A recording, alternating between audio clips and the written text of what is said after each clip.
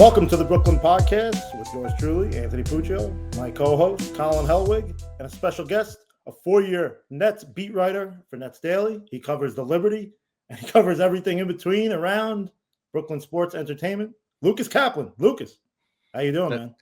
I'm good. I've had a 2-week break from Barclays Center, but I'm glad my bones are aching to go take up my residency again in Section 115. So happy the season's here, and yeah, I'm feeling good. How about you guys? We're doing well. We're gearing up here at the Brooklyn Podcast / NetsDaily at our home. Colin, how you doing? I'm good. I'm also very excited for the season to start. I don't know how long that excitement will last. It might subsidize at some point, but we're excited right now, so enjoying that excitement for sure. Colin, excuse me, Lucas. We've been we like to start these shows off with a little like icebreaker, and we've been debating what's the best basketball movie ever. Oh man, the best basketball movie ever is probably. Well, if it counts because it's a documentary, I feel like I have to say Hoop Dreams. Ooh. But if we're going non-documentary, it's just so good. But if we're going non-documentary, I'd probably say Love and Basketball is just the most watchable. It's just the most watchable, and that's where my mind went. So maybe I'll just stick with it. What did you guys say? I was Love and Basketball. I said Space Jam. I'm a child. Oh, yeah. That's a good one. That's a good pick. No, actually, it's the plot and the themes and the imagery of Space Jam, all the underlying messages of it. It really reflects society today and our issues and our problems. And I think that the way it brings it out is very meaningful. I just saw that actually in a theater with a friend who had never seen it. You know, these theaters play old movies. It gave me a new appreciation for it. It's very fun on the big screen, and to have like a whole theater laughing along with it is pretty great. Yeah, I saw the second one, and I remember I was talking to my mom about it. She was driving me somewhere, and she asked me how it was, and I was like, well, Don Cheadle kidnaps LeBron's son. And she was like, wow, that sounds really dark. And I was like, that is just probably definitely what happens in the movie, but probably the worst way to describe it. First one, not as dark as that. No. We've been debating if Uncut Gems is a basketball movie. Oh, that would probably. I mean, I don't think it qualifies, to be honest. I think it's a great movie, but it would be. No, it's not a basketball movie. I mean, we don't really. The most basketball we see is the final scene of them just watching Game 7 between the Celtics and Sixers on a TV, but we really don't even see what's going on in the game. Yeah. Not enough people are talking about Just Right. I'm just throwing that out there. They got number 2 coming out sometime in the year. I did not know that. Did you know that? Yeah. No, I did not know that. Common and Queen Latifah are back. Yeah. They're back? Okay. They're back. Good. Well, another Nets-centric movie. Exactly. There you go. The second one ever. I don't know if he's retired or what his deal. Maybe he'll help the development staff with Jordy Fernandez. Maybe he's coaching. Maybe it's like a Jock Vaughn situation where he played here and then he's back 20 years later. Maybe the coaching situation will go a little bit better. Hope so. So, moving on. I mean, there's not too much right now, but the Nets did just play 2 preseason games in China, Lucas. Personally speaking, I didn't get to watch because I don't have NBA TV anymore. I don't think Colin was able to either. I caught the end. You caught the end of each. Yeah. Lucas, what can you tell fans that didn't really get to watch? Who stood out to you, and anything that you want to note that's either on and off the court? We'd love to hear. Man, that first game. How long did the end of that one take, Colin? I felt like I was going insane. That was the thing. I clocked it because I think it ended around 11:15, 11:20, and I was like, this started at 8. Yeah, like, 3 hours. A little over 3 hours. Yeah, listen, in the first game, I took note of this. There were 87 combined free throws and 56 turnovers. And, it was just a generally tough to watch preseason game.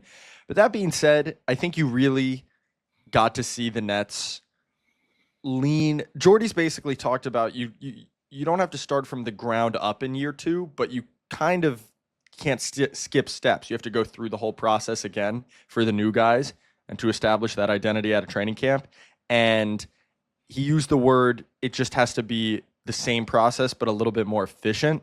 And I feel like that really made sense watching these games. Like they leaned even more into initiating the offense out of the high post with these bigs. They were full court trapping and pressing, from the jump. Like it really just felt like a version of that team we had watched last season, and we'll get to, individual guys, but just upped a level. And, whether that's good or not remains to be seen, whether these guys can execute his vision. But that aggressive team that tries to like move the ball around and hit cutters and open up the paint, by playing through the bigs, that's definitely going to be what we see again this season, were my takeaways. I saw, and you mentioned it, the Nets were picking up full court. Some of the clips that you tweeted out were of them really pressuring the ball as soon as they inbounded it. And you had mentioned that you wanted to see some of the Nets half court defense. Do you expect, given how many players the Nets have that are in the roster, in the rotation, it seems like this is going to be something where Jordy's just kind of letting guys go in and out. Lucas, do you think this is a team that's going to be full court pressing or picking up pretty early? I think so. I mean, maybe let's, not every possession and not off misses as often. And the Nets, I don't think will be a top half of the league offense. Right. But yeah, I mean, he's going to ask, especially the rookies, especially the guys that need to prove themselves. Even if it doesn't go well, you have to start by doing this, and then we'll see where it goes, even if you get burned a few times. So yeah, I would expect that to be part of their identity. And it seems like, once again, they're going to be one of the most, if not the most aggressive team, trapping ball screens, showing two to the ball. Like it should at least be, when they are not dog tired, a fun style of defense to watch, as it was at times last year. Yeah. There are a couple instances. I do want to bring up Cam Thomas in the two games that he played. I saw a couple clips where his defense was a little bit off, but I saw a couple clips where it seemed like he was being the leader of the defense in a sense. He was pointing a lot. He was communicating. What did you take from him? Yeah, they were two very Cam Thomas games, and he's getting better. He's only 24. I think he just turned 24, maybe just turned 20. Yeah, 24. And he's a really good offensive player at this point. How that translates to, winning and all of those questions. But there's no doubt that he is a valuable offensive player and has a lot of skills. And, just came out the first game, 5 of 5, hitting everything, a few assists in the pick and roll. And then the second game, I thought was better defensively from him than the first. He had a block on a drive. He made a couple nice rotations. I think really it put to bed this notion that he's going to come into camp and just feel so maligned by his contract situation that he just kind of tanks the team, lazes around. That just doesn't seem like it happened. And I don't know how you guys felt, but I didn't feel like that would happen even before these preseason games. You know what I mean? Yeah. It'd be very foolish to turn down money and then in your prove it year, because you turned it down, not prove anything. You know what I mean? So I feel like that was a reactionary thing of people where, oh, he's upset, it's going to show this year. But that doesn't make sense for a guy in his situation. You know what I mean? And not to act too naive about it, but truly, his beef isn't with the coaching staff that really was, he had a 32% usage rate this year. And I can't imagine that it was too interpersonal on that level. And, guys say all the time, it's just business, blah, blah, blah. And it is a cliche at this point, but it feels true for him. And I feel like this coaching staff can get the best out of him. And, to answer Pooch's original question, I don't think the preseason did anything to disprove that. Yeah. And there's one more game, so we'll see. Right. Yeah. Well, it would be counterproductive, like Colin said, if he were to come in with an attitude. But we've heard so often that he needs to change his perception around the league. And I think that people can take it however they want, if that's his style of ball or whatever it might be. But what I often think about is the perception of buying into a team-oriented culture, right? Like, we understand that he needs to get better on defense. We understand that he needs to pass the ball a little bit better and play make out of double teams. But the perception, I think, is more so buying into that team-oriented culture that, like, yeah, the situation isn't the greatest for me, but I'm bought in, I'm locked in, I'm here right now. And like you said, Lucas, I think you make a great point. Like, Jordi Fernandez is a fantastic coach. There's no reason to have a gripe with him or any of his colleagues that are in the gym with him. So Yeah. And listen, the offense was small sample because he only played 25 games last year. It was 8 points per 100 better with him. Now, some of that was like the just terrible lineups they played down the stretch. But, if you can replicate that on a hopefully healthier team this year, that sort of stuff, those sort of numbers are only going to help his case. You know what I mean? right. Moving on, just one last thing from these preseason games, noting that there is one more. The three that played, Ben Sharaff, Danny Wolf, Nolan Traore. Any takeaways from them specifically? And Powell, Powell played only in the second game. Yeah. He did play. Right. Yeah. Yeah, I think it was kind of the best case scenario for Ben. Yeah. And I just wrote a big thing on him on NetsDaily, kind of what to expect. But, the sell on him was big physical ball handler that can kind of get the ball where it needs to go. A draft analyst put it to me, it seems like he has the fewest critical issues of the Nets rookies right now. And just the strength, pace, feel can should land him in a rotation long term. And you saw that.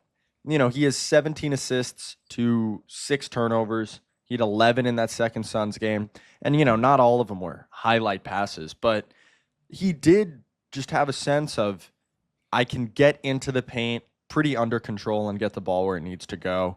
And I think that was the most positive takeaway, that he doesn't look overwhelmed by NBA defense. And so off rip, you're seeing some of his sell as a prospect. Like, this is why he's a first rounder, and this is why he was pretty decent in the preseason. To just briefly, if you guys want to talk about what you maybe have thought of him before we get to the other guys. Please continue. Yeah, Nolan is just going to be, it's going to take a minute. He's not physically there yet, and he's also needs the skill acquisition and the jumper. So as I put it somewhere else, he's kind of climbing 2 mountains at once. And that's not to say he can't be a good pro. It just might take a while. Again, so young. Drake Powell looked like a playable athlete. That might get him on the floor. I think he'll, like Nolan, will spend a lot of time in Long Island just working on the skills on offense, but looks like a functional NBA athlete off rip again, which is good news. And then Danny, you can kind of see it. You can see why he was a polarizing prospect. Some guys had him lottery. Some people had him at the fringes of the first round, but he has skill and shake in that really, again, big body. I keep bringing this up, but he is legitimately 6'11", at least 250. And this is before he really chisels out. Yeah. Like, he's not like, a tweener size. Like, no, he's a center in a center's body. And then that can lead to hopefully some matchup problems for the other team. I was encouraged by Danny for sure. I was going to say, with his skill set, it's just so unique, and I think it puts other teams in their own conundrum of, like, who covers this guy? Like, is it a wing? Is it a big? Like, he's kind of all over the place. He's got a little bit of everything in his bag. I think he just needs to polish it up. He played with Day'Ron, and then he played without Day'Ron. So we've seen both, playing next to a traditional center and without. My initial impression is just that he seems like more of a problem for opposing bigs. Right. And then you get the added benefit of, well, the paint's open and he can hit cutters and he has more space to dribble. Just funky, just kind of like hard to get a feel for on defense. He's has this weird jazzy like rhythm to his game, and that can be, hopefully he's like a big foul drawer, and we saw him kind of put Kaman Malawach in the blender a couple times. So I wouldn't be surprised if he really is kind of that third string center for whenever, it's inevitable Day'Ron or Clax misses sometime at some point. That might be where he gets a good chunk of his NBA minutes this season. Man, when I saw that transition, like, fake around the back, Yeah. and like to think about like a big man that could run the floor like that, and not only run the floor, but to actually handle the rock at his size and be able to fool defenders with his court vision. Like I kind of thought to myself, it was premature. He had a couple really nice passes in summer league, and Yeah. then he had that one in transition in China. He said, "Man, like my bold take this year is that Danny Wolf is going to be the best passer for a big man in Nets history." I don't know if I said that properly, but he might have the capability of being the best passing big the Nets have ever had. I think certainly he's entering the league as the, with the highest ceiling in terms of big men passing.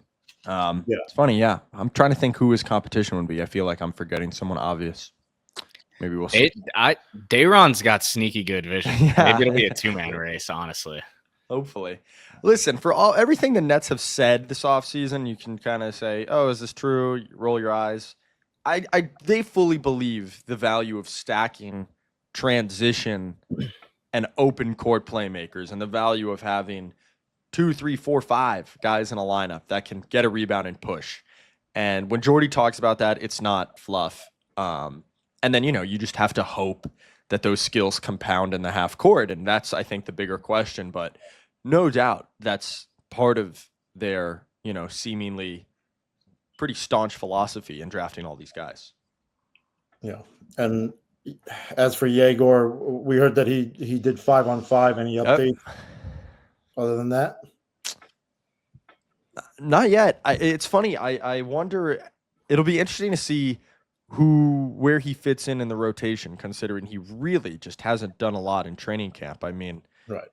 You think about a guy like Ben, who's, maybe not the exact same position, however they view Jaoir, but has not only impressed in training camp, but played like every day in all 3 preseason games. And Jaeger's done like a couple 5-on-5s, a couple 4-on-4s probably. It's like, how do you manage that at the gate? This guy is the 8th pick. This is an interesting test of Jordy's kind of, best man plays no matter what philosophy. Colin, any thoughts on that? No, I definitely agree. I'm very much picking up what Lucas is putting down in terms of seeing the same things. Yeah, check out his story though. I liked what you. I'm interested going back to looking at Ben, the dribble stop move that he uses very often. Defenders fly by. I feel like that doesn't translate as well to as good NBA defenders. So I'm interested to see how that's going to translate when we get into the bulk of the season. And at the same time, that kind of spatial awareness on the floor is another thing. I have to talk about the unteachables. I do think that's an unteachable. So even if they do kind of learn how to react to it, I'm curious what will the next move be? You know what I mean? Kind of in those sequences. Yeah. I think that's really the big picture talking point on Ben. If this guy's going to be a good NBA player, it's going to be because he's living at the rim. The jump shot, I don't think he'll be a plus shooter ever, which is not to say he won't be respected, but you look at the frame, you look at some of his skills, this guy's going to have to be living close to the basket. And so that's really my area of focus this year for him. Like, can he get his game off there? Is he just getting swallowed up, by bigger defenders and like that decel? Is it just kind of limiting his already, not explosive athleticism? So we'll see. One thing about Ben though, is that he will try to get downhill. He's not timid, which is what you need at that position. Likes the contact. Yeah. I think the thing that surprised me most is how, in the clips that I saw, was how easily he was able to get to his spots. Yeah. He has really good craft at the point of attack, like rejecting screens, that sort of stuff. Right. I kind of saw a little bit of Goran Dragic. I don't want to make any NBA comparisons, but I saw a little bit of the Dragon. I don't know if I'm going crazy or not, but yeah, I think Dragon had a little bit more straight line speed, but the comparison is, I think, because both guys were very crafty, at the level of the screen. Am I going to use it? Am I going to rescreen in and out? Like Hezi, they kind of have all that stuff. And I don't know, it's becoming more obvious to me as I watch more. You can really tell Ben is a Luka disciple. Like, this guy loves Luka Doncic. The decel, wearing 77. He has this, like hang, pull back 3-point shot that he likes to shoot. So we'll see how he can like kind of meld all of those influences. And he's also kind of like he has a little bit of salt and vinegar to him. I feel like you can kind of tell. I don't know if Nets fans can kind of tell that just from the limited action we've seen. Colin, I'm waiting on the next episode when we have Lucas. You got to have an analogy for each of these unique players that the Nets have drafted. Like I know. I was expecting a Danny Wolf analogy. Like he's, I had one on a draft pod that you'll really like. He sort of reminds me of if Andre Blatch liked to pass with the flair that he took 15 footers.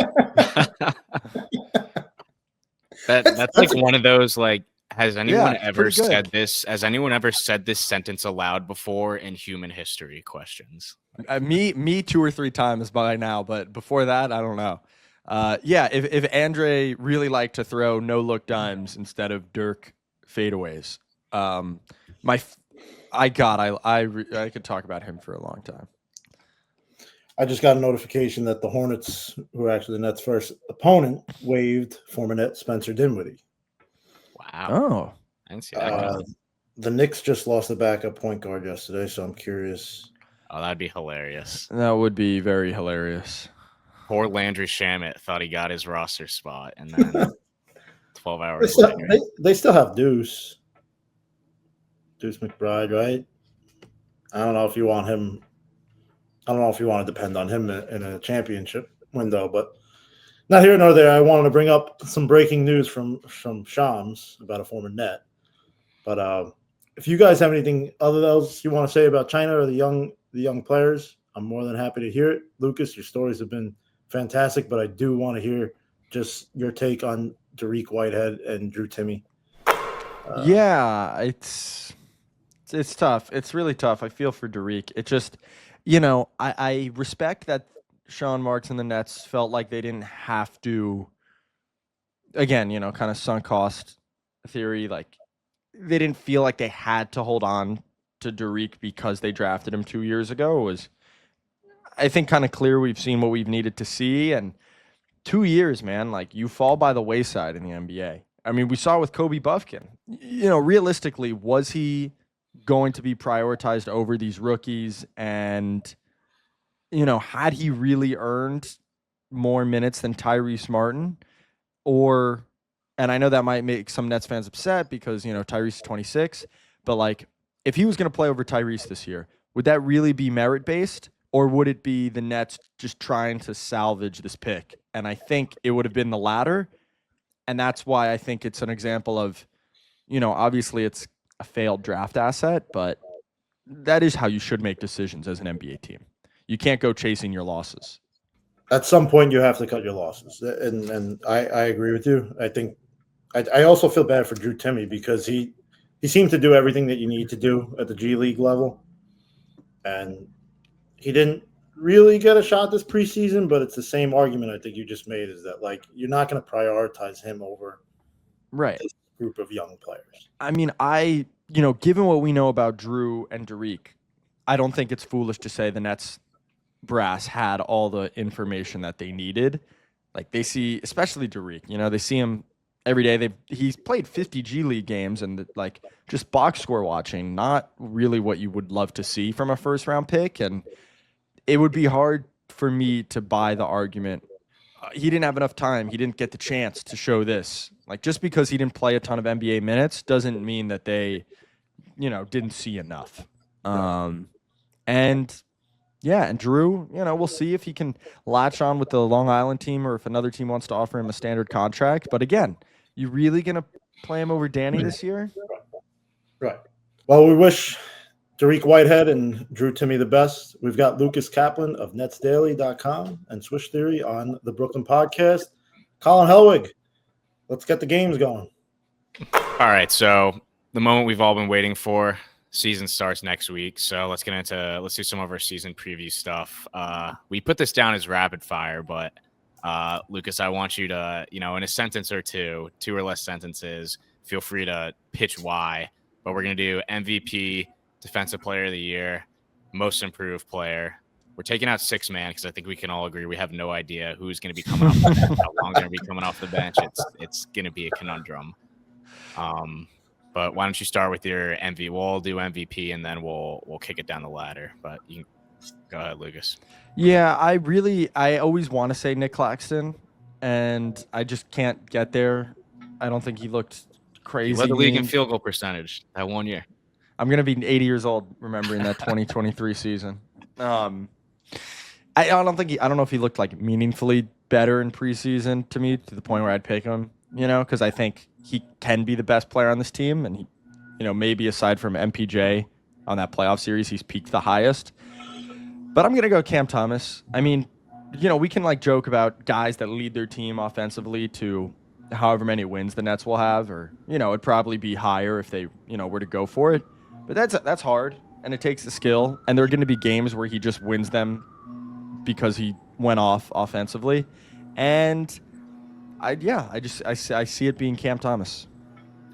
Yeah, I'm also going to go with Cam Thomas. I'm riding his confidence in himself. You turn down, what was it, between $9 and $6 million extra dollars over the summer collectively. Yeah. If you turn that down, you got to be pretty confident in yourself. He gave up 4 just to buy a no trade clause, which is so says a lot. That's eyebrow raising to me. So you believe in yourself that much, that gives me reason to believe in you. So I am following his lead. Who you got, Pooch? Well, I would say Cam. I think you guys touched on everything. I'll answer a different one for the sake of parity. I think Terrence Mann is going to be a fantastic Brooklyn Net. I think that the people that I've spoken to about him as a professional, as a basketball player, his work ethic, I think that he's somebody who Jordy's going to appreciate coaching. I think he's somebody that the younger guys are going to look up to. And I do think that he's going to carve out a role probably and have a season that he sees career highs because he's on a rebuilding team. We've seen him do it in the big moment in the past, and now he's in Brooklyn and has an opportunity to be that veteran leader, right? I don't think he's ever really had that opportunity. So if he could take this chance with the Nets and really hone in on being that guy, kind of how DeMarais Carroll and Jared were with that 18-19 Nets team, I could see Terrence Mann kind of being like that bridge between the player and coaches, strictly because of 2 reasons. One, I mean, again, he's a veteran. He's been around. This team is so young. And 2, because this, his archetype, who he is in his DNA, is a high IQ professional who's going to show up to every practice, work hard, and hopefully lead by example. Yeah, and you absolutely need that on a team like this. And you trust him to do all those things, and I think he'll see a lot of minutes because of it. This was supposed to be rapid fire, and then I just went 5 minutes. So we always say it's going to be rapid fire, and then we riff. All right, I'll. What's the next category? Defensive Player of the Year. This is where I can go Nick Claxton. Let's hear it. Give me a bounce back. Come on. Okay, the back's feeling good. Touch the top of the square for me a few times. Give me a couple blocks a game. Show me something on switches. At least against some good teams. And then I won't mind if you, take a couple games off effort-wise towards the end of the season. But show me that peak level Nick is still in there somewhere. Yeah, I think he's probably the right answer. I'm going to go a different route, though, just for the sake of being different. I really liked what I saw from Jaoir Williams last year in terms of we hinted at how much the Nets blitz. I was really impressed with how well they were able to recover after the fact, too. They weren't great at it, but they were good for a team of guys who I think that's something where you kind of have to – it's a feel thing with the other guys on the floor, and there were a lot of different guys on the floor for the team last year. I thought they were good at that. I thought he was a big part of it, kind of, being that in-between guy where he'll blitz sometimes, but then also help, on the recovery. So I like what I saw from him. And also, we're looking at guys like maybe Dariq Whitehead's not the best example because he just got hurt, but the Nets are getting younger. They're going to have another good draft pick next year. I imagine they're going to sell some guys and get more draft picks. There's going to be more rookies coming onto the team. We don't know what's going to happen with Jalen Wilson. He might get cut. We'll see. But I feel like Zaire Williams is kind of also in that in-between spot where you're a young player, but there's even younger players coming in, and this is a Nets rebuilding team. And I feel like it's going to be, I don't like using the word desperation because, you know, he could land. It's not like he'll be out of the league. I could see him landing in another place if it's not broken long-term. But I think this is a kind of another underrated prove-it year. Everyone's thinking of Cam Thomas, but, you know, him too. I think he needs another year of that and maybe even a little bit more just because of the influx of young players that are going to come in to show I'm someone you should invest in for the long haul. Yeah. Yeah, that makes a lot of, yeah, I like that reasoning. Who you got, Pooch? Nick Claxton. Like it. I'll never get that sequence of him against Paul George last year. It was right around the KD trade request and Kyrie won, not 2 years ago. 2 years ago, whatever that was, where he blocked him like 3 times in one possession. That's peak. He's so fun when he's good. He really is. Yeah, in terms of like, you know, big men that don't create a ton of offense for themselves, he's just about as fun as you can be in that kind of archetype. And, you know, should have been and should be this huge success story for the franchise. Getting drafted at 31 overall, you know, what does he play? He's in the G League, you know, shoulder totally kind of ruins his jump shot and sets him back.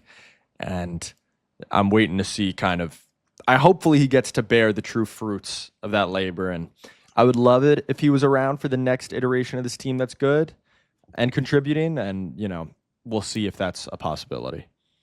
Yeah, agreed. Forget that. Clax was drafted. Sorry, Colin.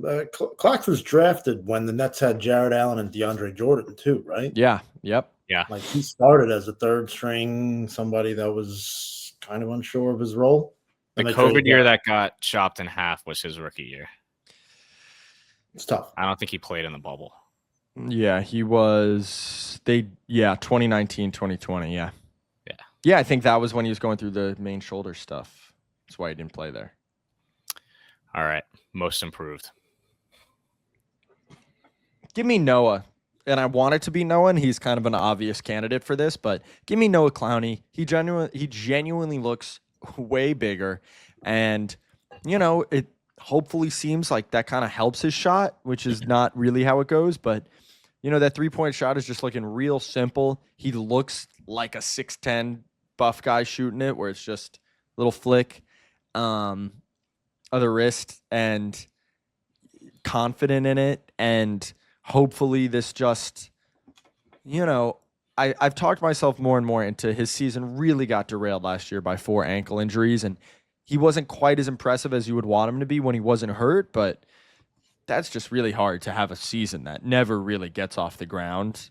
And if he can avoid those injuries this year, I think he'll be most improved and establish himself as a rotation piece for years to come, I hope.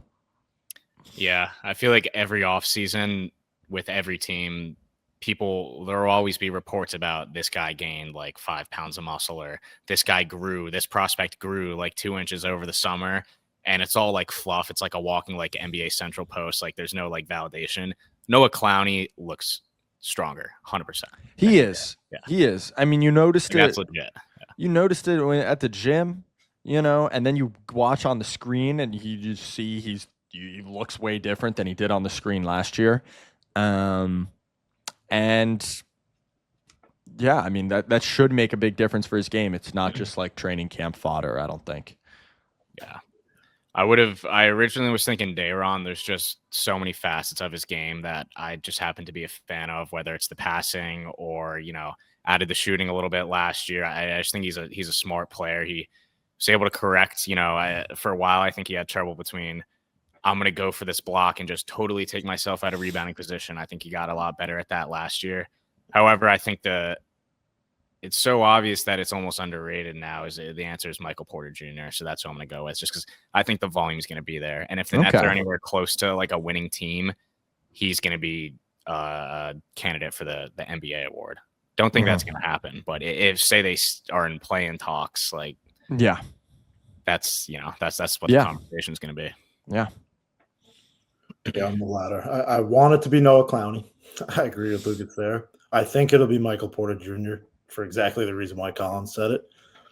But I think Cam Thomas too. He's somebody who's got to improve his overall game and balance that game outside of just scoring. He's got to become a playmaker. He's got to play defense. He's got to dish the rock and play within a system, a team first system, shoot a lot of threes. So I think if he could take that next step, he'll be the MIP. But I do think Noah Clowney or Michael Porter Jr. are very good picks, boys. Lucas, if you were stranded on an island with one Brooklyn Net, who would you want it to be?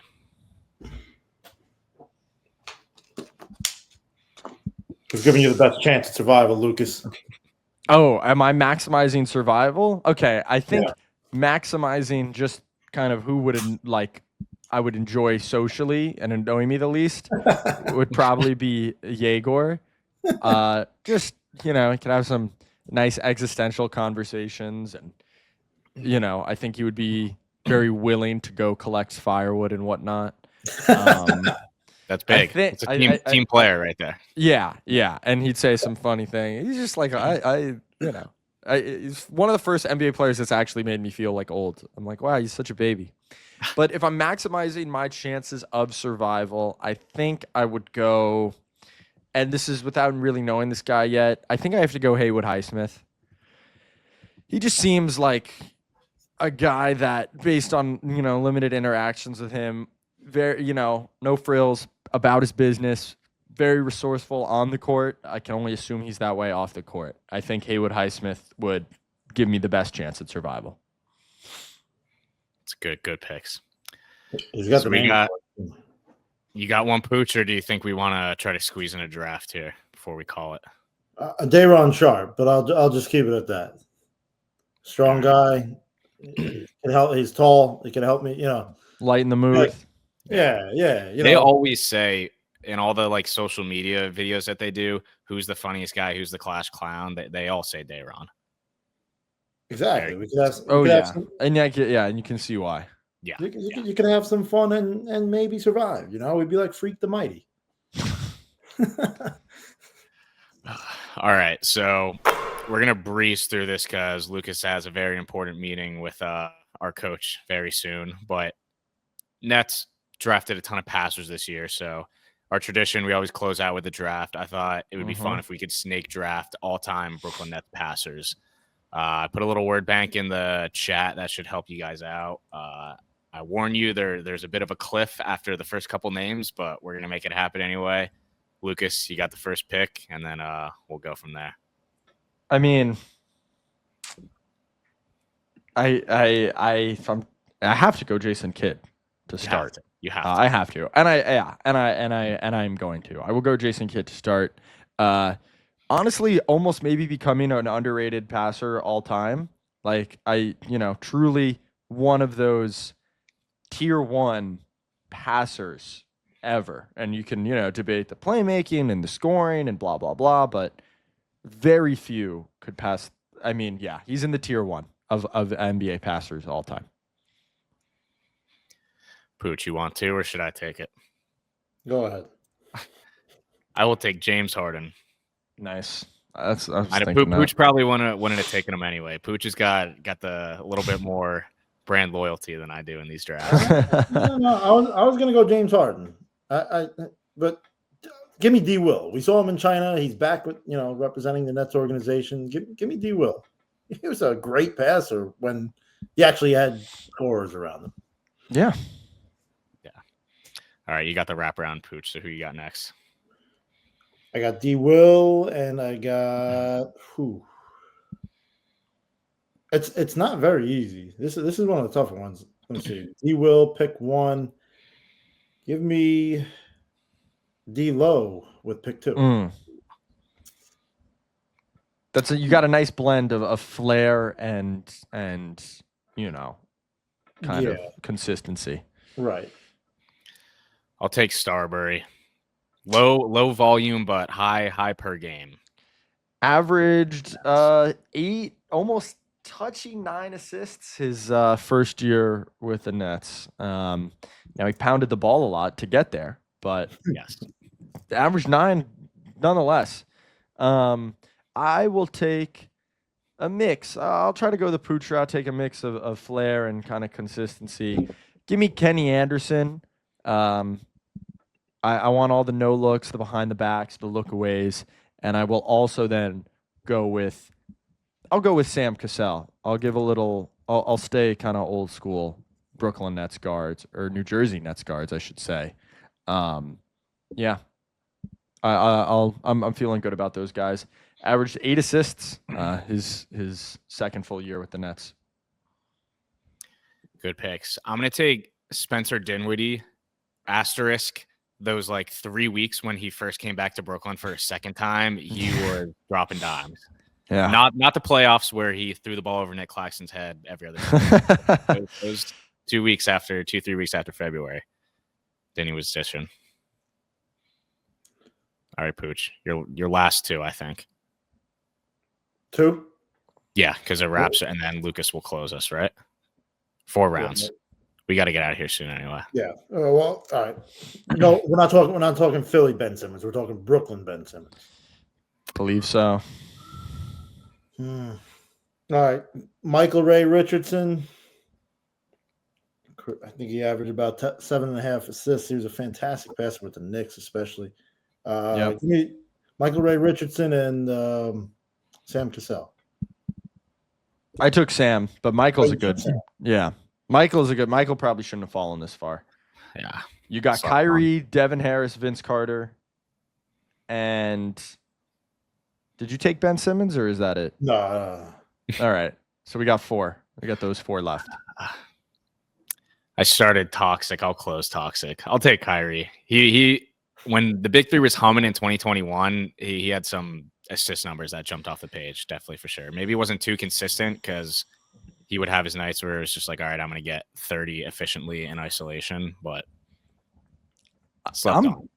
I'm very happy to take Vince right here. I think if we're just talking about pure passing, he just threw some great ones, and I think his criticisms of him as a playmaker were more so justifiably about his handle and, in tight spaces and creating space.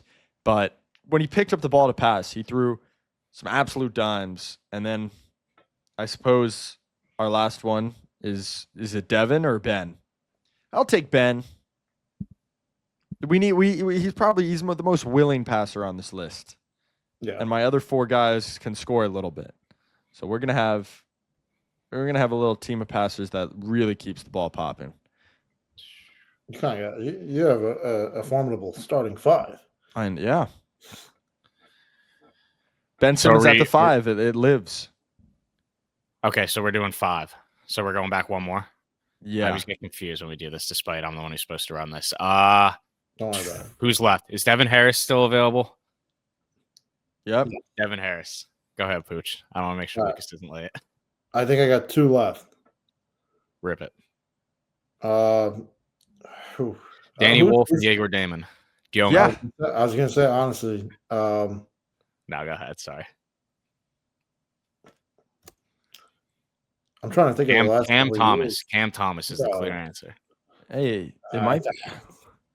I'll get kicked off of get kicked out of the state for saying that one. Zach Lowe's gonna come beat you. Can we up. get a Shane Larkin shout? Maybe Sugar Shane. What about like Syracuse? Jeremy Lin? He wasn't like a great passer. Nah. Hey, Keith Van Horn had a couple nice like high-low, couple touch passes here and there. Give me Jaeger Demon. Fog it. Well, That's Palm Beach. Jaeger. Hey, I'm excited for Jaeger this year. I've come all the way back around. Let's end the show on a positive. I've come all the way back around. I didn't love it at first, and who knows? We'll see. He hasn't played a game yet, but I've talked myself into it. I'm excited to watch him.